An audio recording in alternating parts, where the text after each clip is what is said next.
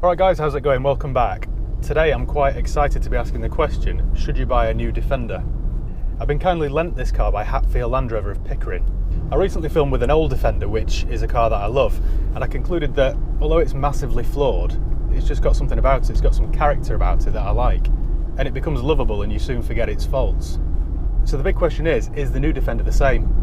When this car was released earlier this year, I was really excited about it, so I watched all the reviews, I read all the reviews, and I was impressed. I thought Land Rover had actually knocked it out of the park. I thought they'd absolutely nailed it, but then I went down to the comments section, which is frequently the steaming cesspit of the internet. And it was when I got to the comments section that I realised a lot of people weren't happy. People were angry about it, people were frothing at the mouth. This isn't a real Defender, they'd type in capitals, or farmers won't buy this. And that got me thinking, did farmers actually buy the old Defender? I know we all assume they did, but did they really? Because I spend a lot of time driving around the countryside, and my guess is no. Every single farm that I drive past, if you look on the driveway, there's a Hilux or a Navara. And that's because they're more reliable, better to drive, and cheaper to buy.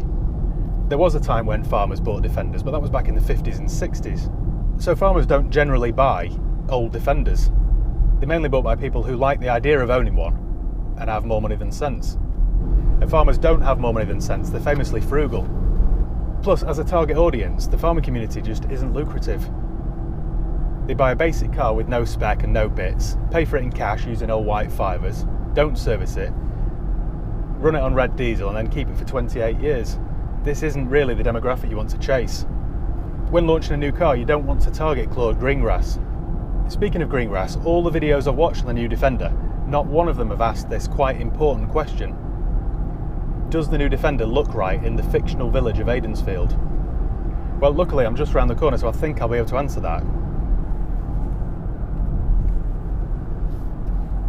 I think it does. Land Rover have done what they always seem to do, in that they've made a car which looks just at home as it does in Patagonia, as it does on Park Lane. There is quite a lot riding on the success of this new car, and I for one, I hope that they succeed. I'm rooting for them. So on to engine choices. There are several to choose from. You could have a 2-litre petrol with 300 horsepower, a 3-litre 6-cylinder petrol with 400 horsepower, or 2 diesels, both of which are the new Ingenium engine, one with 200 horsepower, or like this one, a 240 horsepower model. And that's probably my biggest concern with this new car, because the more and more that I drive cars with this 2-litre Ingenium engine, the more I'm going off it. It doesn't make a pleasant sound, and I worry about its reliability. This car from the offset should have had a bigger diesel engine, just a basic brutish engine, something strong but simple, a Neanderthal of an engine that produces loads of torque that you could also repair using your shoelaces and a bit of chewing gum. Not a sensitive one like this that requires gallons of AdBlue. I imagine most of the UK will buy this 2-litre diesel engine. Now, it does a reasonable job, performance isn't breathtaking, but it's okay. They're punchy enough and they're frugal enough. I just don't think it's a very good fit for such a big heavy car. Deep down, I've just got that concern that long term they just won't be very reliable. Interestingly, because they've sold out of this 2-litre diesel engine, you now can't buy one with this engine, so you've got to go with the new 3-litre diesel, which is a straight 6 from BMW. Now I imagine that will be much more like it, and if I was in the market for a new Defender, that's definitely the one that I'd go for.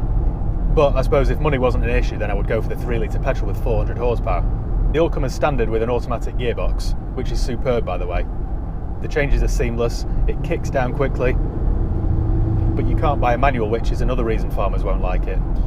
You're probably wondering what all this will cost. So the prices from new start at around £40,000. That will buy you a Defender 90, which is the short wheelbase. For a 110 like this, the long wheelbase, prices start at around £45,000. However, if you're trigger happy with the options list, you can soon spend double that, which is insane for a Defender. Having said that, the more I drive it, the more I'm realising it's an excellent car. I can't stress that enough. It's without doubt the coolest thing on sale at the moment. If you're buying a new Defender for towing, then you better listen up, because this car is as good as the last car at towing. This will tow 3.5 tonnes. Again, if you go for the 2-litre Ingenium engine, that is asking quite a lot to tow 3.5 tonnes plus its own weight from such a small, puny engine. So if you do a lot of towing, I would recommend going for a 6-cylinder. First impressions are good, I'm impressed with it. It feels massive. It's a really spacious car, there's plenty of room up front, plenty of room in the back, the boot is massive, feels taller and wider than a Range Rover, but even though it has air suspension, the ride isn't as good. Not that you'd expect it to be as good as a Range Rover, but it just isn't. It's not overly firm, as in it's not crashy, but it is a little bit jittery. You sort of bounce around quite a bit. The old Defender was as tough as old boots, and that was an important part of its character, something that they had to carry over to the new model, and I think they have. I'm not sure how that will fare though long term, because it's loaded with technology, and as with anything in life, it will have its life cycle. But everything feels durable and tough. The choice of materials is excellent. Everything feels like it's set up for hard work. It just feels more rugged and robust than a Range Rover or a Discovery. I think they've done a great job with the interior. I think it's perfect. They've got the balance just right. It's modern, user-friendly, but it also feels tough. All the buttons and switches are really easy to operate. I've got somewhere for my left leg, somewhere for my right arm, which is something you just didn't get in the old Defender. The interior is just interesting. Everything's interesting to look at. It's like nothing else on the market. It doesn't feel like you're in a big SUV, it feels like you're in a proper off-roader. The turning circle's excellent, unlike the last model. Steering wheel's a good size, unlike the old one, which was the size of a Ferris wheel, and it's heated too. As you drive it though, you're just constantly reminded of its off-road capabilities. There are more grab handles than an OAP's shower, but it all just feels tough and rugged. And crucially, there are no parts from an old Allegro, which is always nice. I mentioned in the old Defender video that it sort of has this wholesome image. In fact, I think I actually said, if you were meeting somebody for the first time and they showed up in a Defender, you'd let your guard down and you would assume that they weren't a murderer. Well, the same is true of the new model, but if you are into murdering, then you'll be quite pleased because everything is wipeable and washable, including the floor. Rather than carpet, it's been finished with rubber, which looks as if it would just hose down. In terms of what it's like to drive, once you get used to its size, it doesn't feel unwieldy like the old model. But the steering's nice and light, it's not particularly sharp, but it's easy to operate. But the brakes are excellent. They take a bit of getting used to actually, because they're very sharp. As you start to get a move on country roads, there is a little bit of body roll, but it's not excessive. So overall on the driving experience, it's just infinitely better than the old Defender. It just feels good. I could definitely live with this on a daily basis. We probably ought to talk about how it looks. Now, I'm a big fan of the styling. I think they've nailed it. It's not instantly recognisable as a Defender, no, but in time I'm sure it will be. You can see where they've got the styling cues from, and it's still a big boxy 4x4. If I were to order one from brand new, I think I would order the 90 because it's just easier to park, easy to live with, and I don't really have any need for the rear seats. But if you do go for a 110, you can specify it with a third row seats. They are only fit for children really, but handy nevertheless. The only angle where I think it looks a little bit weird is from the back. I like the fact they've stuck with the spare on the back door. And I also like the fact that it's traditionally hinged from the right, which means that if you've got the space behind you, you can open it fully and you've got all the room in the world to load things in. The thing that I don't really like from the back angle is the outermost lights, which are only there to pass regulations, and it shows, it just looks like an afterthought. But it's a very practical car this, you can throw things into it guilt-free, because everything's tough and durable. I mean, even the key is chunky and tough. And I think if you were to get this as a 7-seater, it makes a great family car. This is an SE model, which is the minimum spec I would recommend going for because you get plenty of nice optional extras.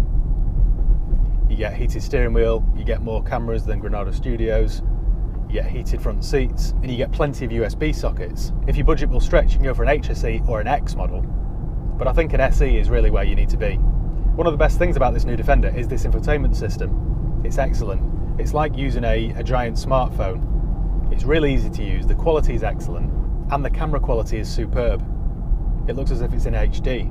Rear visibility is a little bit impeded because of the fifth wheel, but if you specify it, you can have a camera mounted to the roof, and then this rear view mirror will project that display, which does take a little bit of getting used to, but it's an excellent feature. In order to be a true Defender, it must also be extremely capable off-road. Off-road wise, the old Defender had a great reputation, and Land Rover didn't want to mess that up with this new model, so they've spent a fortune making sure that it's better in every single way. So its wade-in depth is better, its approach angle is better, its departure angle is better, its breakover angle, its ability to deal with mud and sand and snow. It is better at everything. So on to reliability. I've been driving this now for about 3 hours and I haven't seen an engine light, so that's a good start. But joking apart, I do think that will be the new Defender's Achilles heel.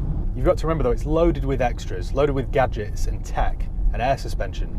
So it will fail in its lifetime, it just will. I know some fans of the old Defender will be put off by that, but we'll just have to keep our fingers crossed and hope for the best. As you drive this though, sometimes it does feel like an old Defender. Most of the time it doesn't, thankfully, but sometimes it does, which means I think they've been successful in essentially trying to capture the character of the old car and insert it into this new one. I know they won't please everyone, but I think they've done a tremendous job. While I've been out today driving around, I've seen loads of old Defenders, and usually if you're driving an old Defender, there's either a nod or a wave or some sort of acknowledgement, whereas in this, there's nothing. As you drive this, you get the impression that old Defender owners hate you with a passion. I do feel a little bit like a yuppie in this. Overall though, I'm impressed. I'm sure it will be a triumph. I'm sure it will be a runaway success. I hope it is. And when you think about it sensibly, they had to do something with the old Defender. They'd been making that car for decades, and the fact that they were still making that old relic up until 2016 is just a bit of a joke. The old Defender was really only good at one thing, whereas this is good at almost everything. I think in time people will grow to love it. I don't understand where all the hatred in the comment sections comes from, because as far as I can tell, it's an excellent car. It's the best serious off-roader you can buy. If I could afford it, I would buy one in a heartbeat. I'd go for a 6-cylinder though, definitely. So thanks once again for watching. Make sure you give the video a thumbs up if you enjoyed it. Make sure you subscribe if you haven't done already. You can follow me on Facebook, Instagram, Twitter. I'll leave the link below. If you've got any comments or questions, let me know, and I'll do my best to get back to you. So yeah, cheers guys. I'll see you next time.